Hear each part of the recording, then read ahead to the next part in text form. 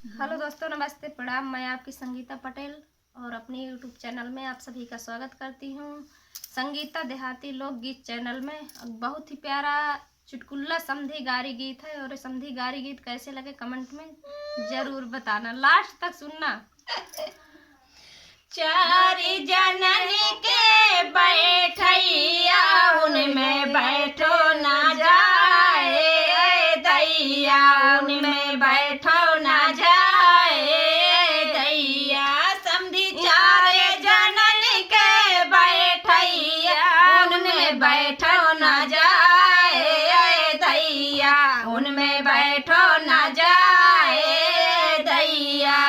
जीजी घुंघटा खोला बाजरिया में, जीजी घुंघटा खोलाए बाजरिया में, हो गई बदना में दैया, हो गई बदना में दैया।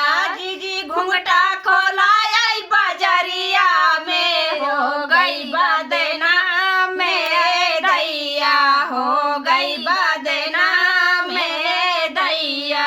अरे चारे उनमें बैठो ना जाए दैया, उनमें बैठो ना जाए दैया। अरे चोली, अरे समधी के बहिनी चोली खोलाए बाजरिया में, हो गई बदना में दैया, हो गई बदना में दैया। अरे चोली खोलाए बाजरिया में, चोली खोलाए बाजरिया में, हो गई बदना में दैया, हो गई बदना में दैया। चार जनन के बैठैया हो गई बदना में दैया, हो गई बदना में दैया।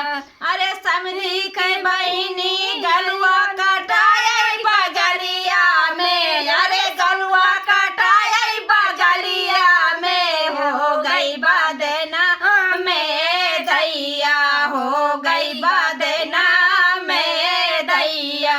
अरे चारे जनन के बैठैया उनमें बैठो ना जाए दैया, उनमें बैठो ना जाए दैया।